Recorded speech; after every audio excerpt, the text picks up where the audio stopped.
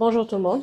Donc, je suis Marie-Jeanne Diouf, je suis responsable genre et plaidoyer au niveau du projet PSF ADD.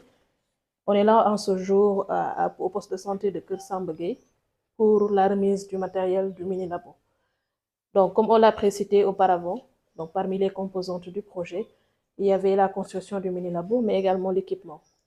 Donc, en ce jour, je suis avec Fatma Taba, qui est oui, qui est l'animatrice du projet au niveau de Kersambagé et avec l'équipe de ADD en présence du maire de Kersambagé.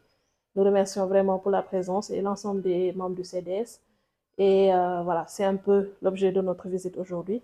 Je vais laisser le temps peut-être au maire de se présenter et après on va parler un peu par rapport au... Toutes nos félicitations à l'ONG ADD, d'ailleurs qui est gérée par un natif même de la localité et qui se décarcasse pas mal pour assister surtout le domaine de la santé, mais au premier chef les collectivités qui devaient être en charge de tous ces doléances. Donc nous ne pouvons que vous remercier et vous faire des prières pour que la relation qui vous lie avec les bailleurs puisse encore plus juste et plus rentable. Donc, au nom de la collectivité dite de Kersambogé, recevez tous nos félicitations et remerciements envers la personne morale même de l'ONG et la totalité des agents qui y agissent. jërëjëf xam naa ci wolof wax cant ak ngërëm jëmee ci waa ADD muy benn kuréel boo xam ne am na ñu ñuy jàppalante ca biti ba njëriñ lii tey mën fee yegg loolu it ñi ko yor buñ jubuloon amul benn partenaire buy sànni alelam présentement nga xam ne fi muy jógee ba fi muy daanu dañ ciy teg bët kon su lii amee amaat kon ñoom amal nañ leen cant ak ngërëm ndax njub ga bi ci des mooy collectivité mooy mbër moo xam ne lañ ko yenn attanu ko nga xam ne fu mu toll soxna la ndimbal jógee feneen jëm ci moom ndax compétence yi transféré ak matuwaay ya ca war ànd yi de ce fait nag ku ñu jàppale am nga cant ak commune bi yëpp li ñuy wax it ñu ngi presque ñu ngi wax autour ci boori 40 000 habitants yi dëkkee fii parce que bii rek moo fi nekk gum comme matériel technique loolu rek doy na ci ñu mesurer utilité appareil bi surtout ci jigéen ñi sant gërëm ñeel na leen ci turu commune bi yëpp jërëjëf. Comme on l'a précité tout à l'heure, il y a un lot de matériel qu'on va offrir pour l'équipement du mini-labo.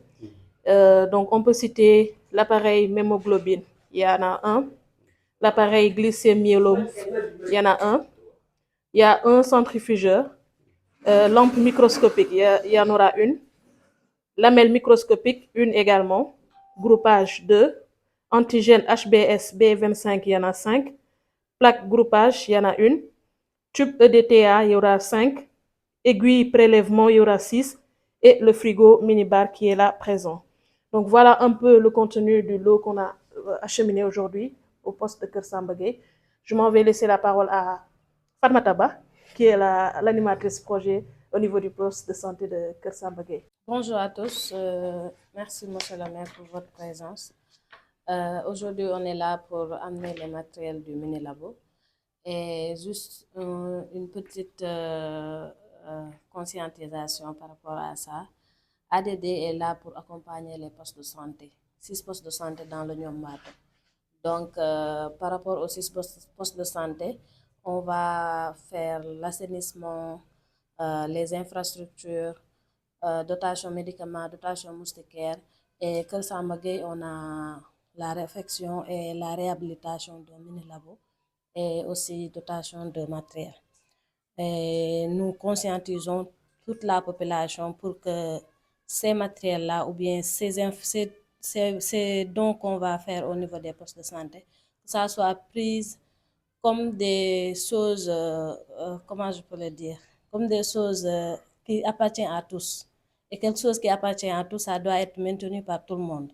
Donc, j'incite le CDS, les agents qui travaillent au niveau du poste de santé, ainsi que toute la communauté à bien vouloir y participer, à bien vouloir y mettre tout ce qu'il faut pour que tout ça soit utilisé dans les meilleures conditions possibles. Merci à tout le monde d'être là. Merci à tout le monde. En la maintenance. Oui, par rapport aussi à la maintenance, oui. Par rapport aussi à la maintenance, j'incite tout le monde à bien vouloir s'y mettre pour qu'on puisse avoir les résultats qu'on veut. Si kàllaama wolof maa ngi nuyu ñëpp di sant ñëpp ci teew bi di remercier aussi monsieur le maire ci teewaay bi parce que c'est quelque chose boo xamante ne ça nous encourage beaucoup à beaucoup faire. Donc par rapport ak dotation maa ngi ñaax population bi yëpp ñu taxaw jàppale poste de santé bu Kër Samba Gueye ba résultat yi ñu soxla dans le futur ñu mën koo am.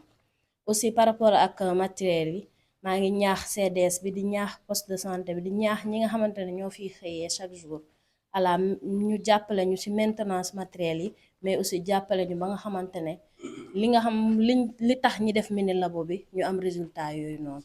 lépp nag si pour soulager population bi la lépp si pour jàppale askan bi ba nga xamante ne li ñuy wuti ji feneen ñu mun koo am si poste de santé bi leen gën a jege di leen jaajëfal di leen remercier si teewaay bi. Bonjour tout le monde. Avant tout d'abord je tenais à vous remercier et aussi à vous féliciter parce que ce mini labo c'est un pas en avant. Bon, vu les années passées, les patients ils se déplaçaient dans d'autres localités pour pouvoir faire des analyses ou bien des analyses. Donc, sur ce labo, ça nous permettra de rester sur place et d'avoir de plus de diagnostics possibles. Donc, je vous remercie.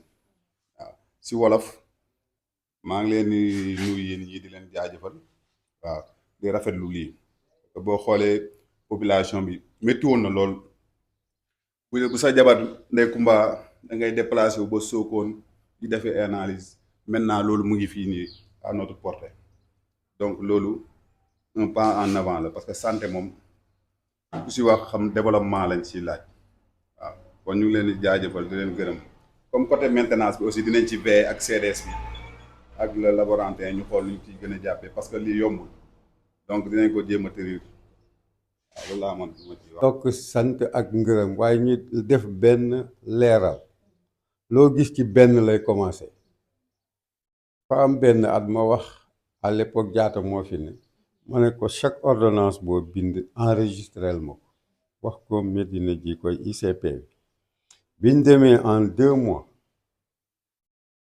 li poste Medina ji koy patient yi li ñuy paas di dem Kaarang jëndi Samba Gueye li ñuy paas di dem jëndi boobu amuñ pharmacie bi ma calculer les 2 mois je me suis retrouvé avec 600 entre 6 fourchette bi 650 700 000 francs xam nga ku xam milieu rural baykat yi àttanuñ loolu moo indi juddu pharmacie bi pour nga xam ne santé kenn mënul a def ba mu fees walla nga ñëpp am total satisfaction kon lii tamit xoolal yéen a ngi am taux de natalité yi walla de grossesse yi xool leen ñaata lañ dans le mois ñu war a dem Sokone walla Kaarang te loolu yëpp dafa ñëw pour soulager ñooñu ñëpp ci borom kër goo xam ne dañ ko naan ndaw si dafa war a dem Sokone te fekkeewu ko sax benn 5000 francs mu góor ñi moom fu mu ne gañoo rek lañ yore na yàlla baal waaye lii daal lu waay mën a wax it xam nga ne lii amal na njëriñ dëkk bi tamit saytu bi surtout parce que lii bu gënee yaatu poste de santé yëpp mën nañ cee bénéficier parce que zone d'intervention bi yaatuwul loolu itam nag chance bi ci yéen la des ngeen gérer ko na ca war ba ëllëg yeneen poste mu mën a yaatu ba yegg ci ñoom yéen itam nag ñu ñaanal leen yàlla ba lu ngeen wax tubaab yi ne du noonu jërë ngeen jëf